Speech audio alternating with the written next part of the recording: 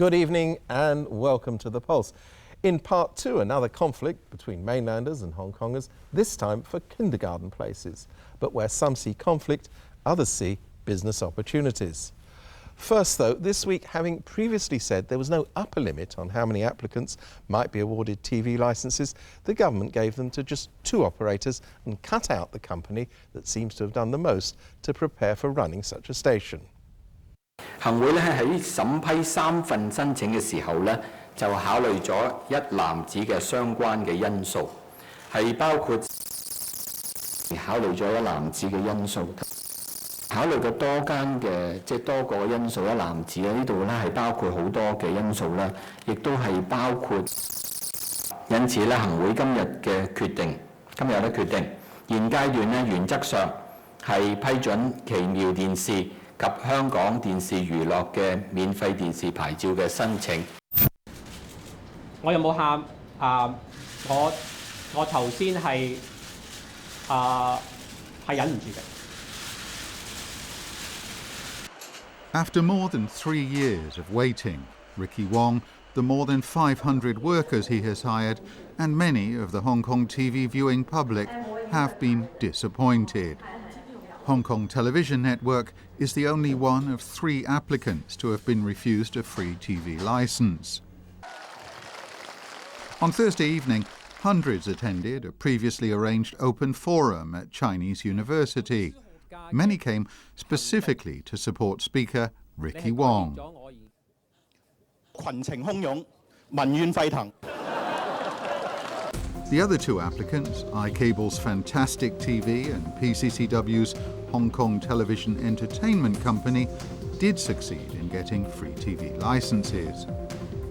究竟香港仲有冇公義嘅呢？點解我哋會死得不明不白呢？ Hong Kong audiences, some of whom had originally seen previews of pilot programmes on the internet, had high expectations. 有線同埋電影咧，其實佢哋一直都講話唔自在咁緊急可以攞到個牌，同埋都唔似係好加強佢哋個本地製作，或者係有心去拍劇。你自己可能呢個唔自在、唔有心、唔係好緊張做，就可能係佢哋得勝嘅原因咯。Some say politics is behind it. During his short-lived role as chief executive of ATV, Mr. Wong had explicitly said he was not going to make the station a CCTV-style mouthpiece. 我唔熟悉國內人嘅品味嘅。OK， 如果你想將呢個台變為一個國內台咧，唔關我事，我冇興趣。我係一個地道嘅香港人，呢個係一個香港人嘅電視台。He left ATV after just 2 weeks. 2009年嘅12月，當時嘅 CTI 城市電訊，即係今日嘅香港電視網絡，係被政府邀請，係政府主動打電話俾我，邀請我哋咧係，所以我哋喺12月31號咧就係向咗政府咧係遞交呢個免費電視嘅申請嘅牌照。The government denies there was any such invitation. 2 years passed. TVB and ATV strongly opposed the issue of more free TV licences.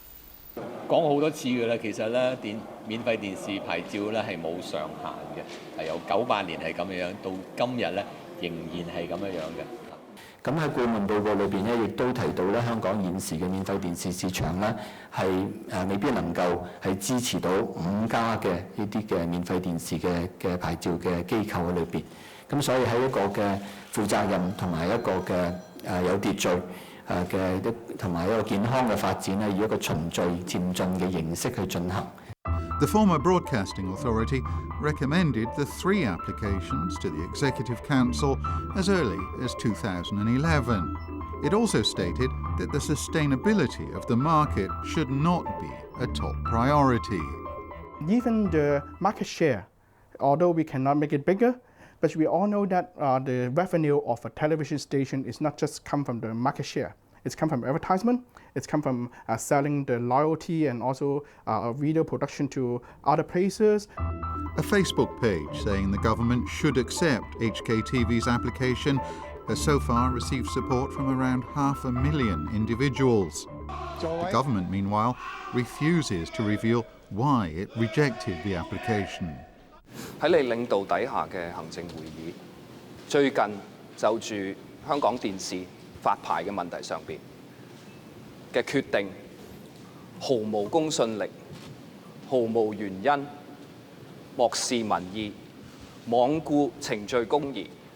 總結嚟講，只能夠用3個字去形容：黑箱作業。我問題係根據基本法第56條嘅第3款。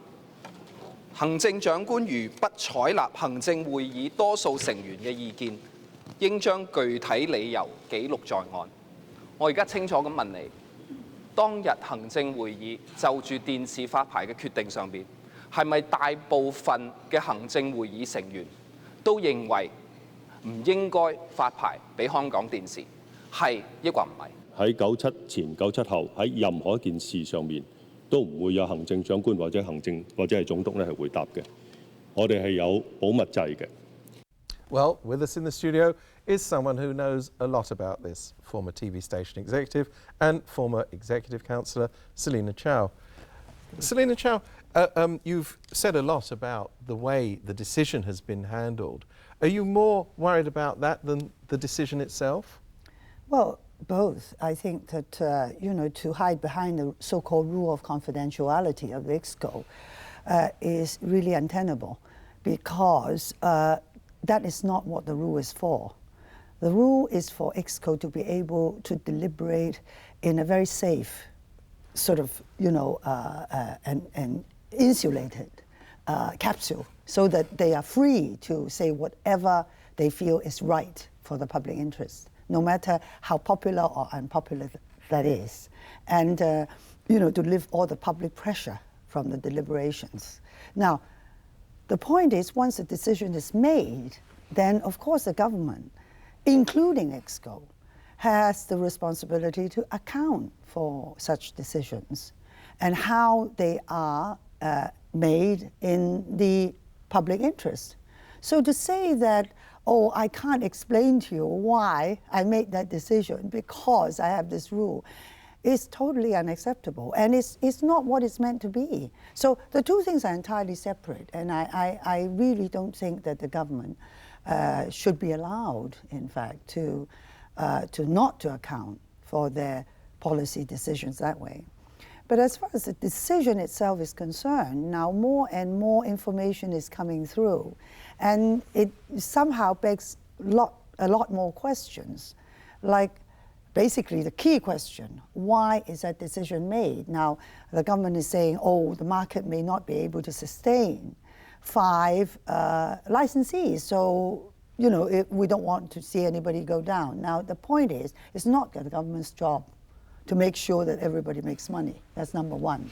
Secondly, the government is not the market. So it actually doesn't have a role and doesn't know, in fact, most governments don't anyway, know how the operators would in fact behave once you have competition. From our point of view, and I belong to the Liberal Party, we are all for free market and competition. So, in fact, the competition should actually make the pie bigger, maybe, or make the industry perform better. And so you're saying that if there were 5 operators and one went down because the market didn't particularly like the offering, that's life. Well, is that what you're saying? That's life. And also, it's up to the operators to show how they can, in fact, make their profits. And the point is, it's not the government's role. But if you look at the consultant's report, even if you're talking about 2 more licenses, okay, there is a recommendation, and that recommendation is based on a very rational and scientific process of weighing which of the applicants should be awarded the license. And I mean, according to what we read in the papers, HKTV should have been awarded the license. So why was it not?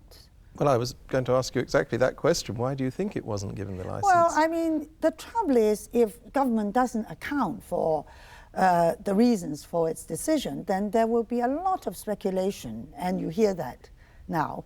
But the main thing is, well, because Beijing doesn't want it. And I doubt that. I mean, personally, I really don't think that could be it, because if you look at the way that Ricky Wong, HKTV, has focused on the way that they produce their programs, is entertainment they want to produce. And let's face it, that's the most commercial way to make money, because that's where the major share of the audience is.